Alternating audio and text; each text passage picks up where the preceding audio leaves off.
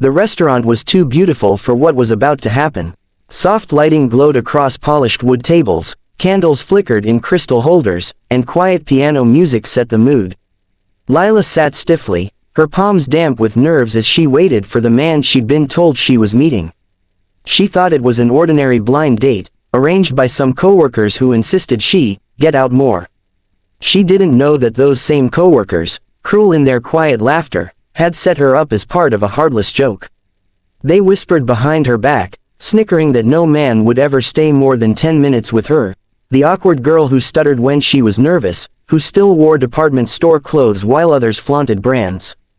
But then he walked in, and the whole room seemed to shift. Ethan Carter, broad-shouldered, impossibly composed, with the kind of quiet authority that made people move aside without a word. Everyone knew his face. He was the young CEO of Carter Enterprises, a single father who rarely appeared in public outside of boardrooms and charity galas. No one could believe he was here, and even Lila, who had avoided gossip most of her life, felt her breath catch. The coworkers hidden at a nearby table nearly choked on their wine. This wasn't supposed to happen. Ethan's gaze found Lila's, and instead of the practiced, polite smile of a man about to excuse himself, he pulled out the chair across from her and sat down. Lila, his voice was warm, steady, unexpectedly gentle. She nodded, trying to find words. "Why yes, I'm Ethan," he finished, as if they were just two normal people meeting for coffee. No titles, no power, just names. And so began the strangest night of her life. For most of her 27 years, Lila had been invisible. She wasn't disliked, exactly.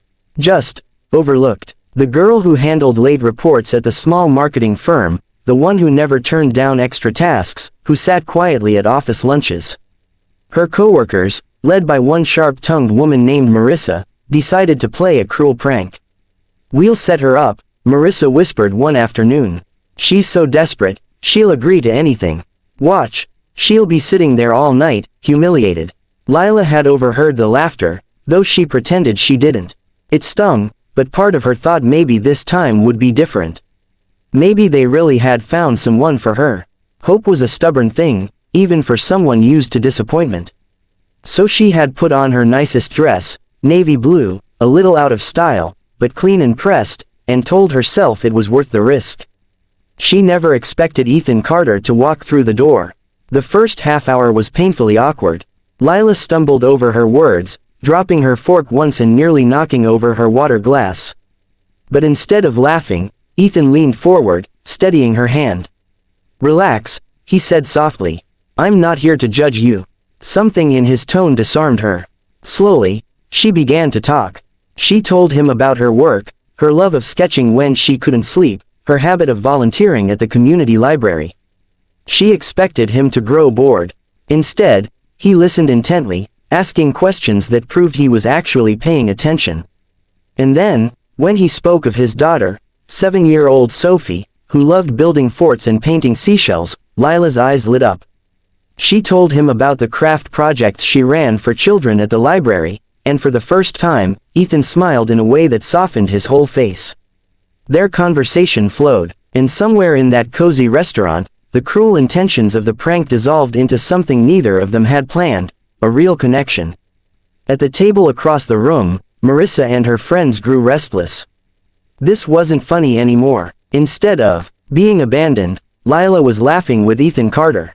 Their whispered barbs grew louder, until finally, when Lila excused herself to the restroom, Marissa hissed loud enough for Ethan to hear.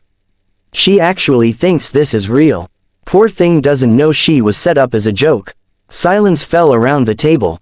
Ethan turned slowly, his gaze like steel.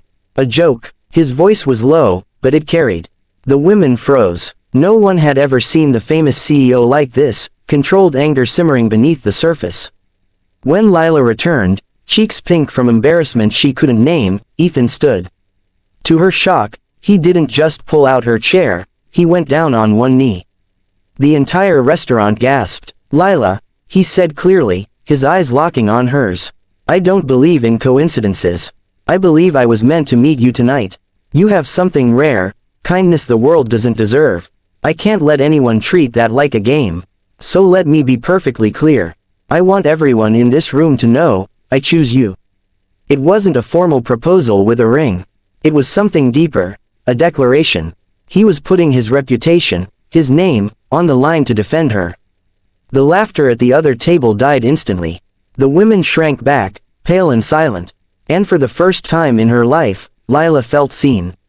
Truly seen. The story spread like wildfire.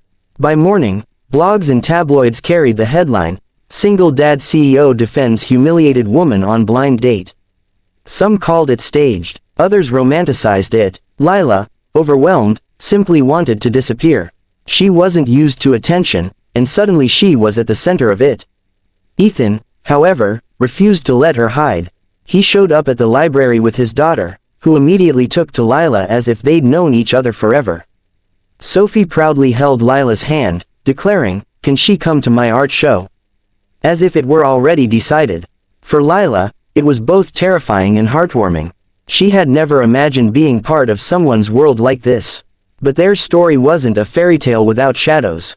They faced obstacles at every turn. Reporters hounded them, twisting Lila's quiet demeanor into cruel narratives. "She's after his money," headlines read. From nobody to fiancé, Lila wanted to retreat, to protect Ethan and Sophie from the chaos she thought she'd caused. His late wife had died suddenly, leaving him with grief he rarely spoke about.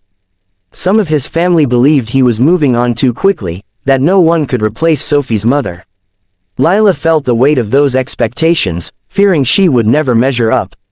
Years of being overlooked had built walls inside her. Each time Ethan showed her affection, she wondered, why me? What if I'm not enough? That fear nearly pushed her away more than once.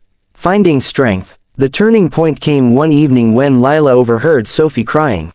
The little girl clutched a photo of her mother and whispered, "What if Daddy forgets her?" Lila sat beside her, heart aching. "Sweetheart," she said softly, "no one could ever replace your mom.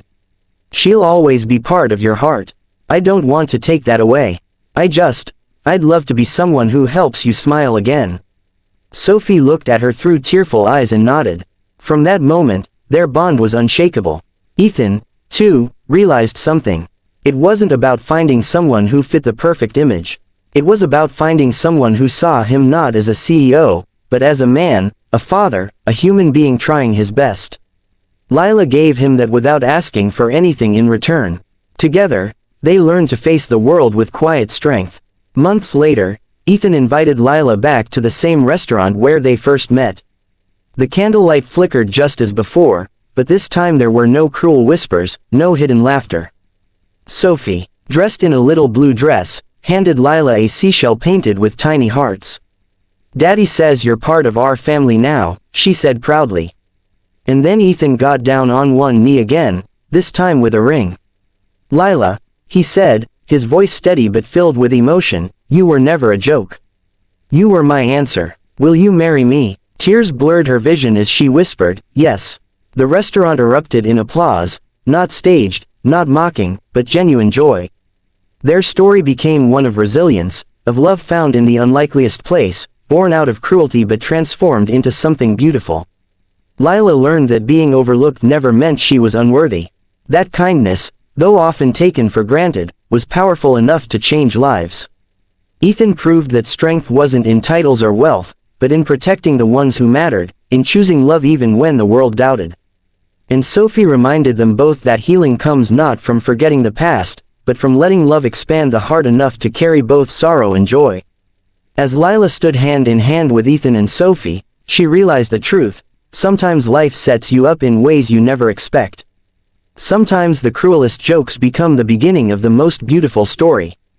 Because when love chooses you, it silences every voice that ever said you weren't enough.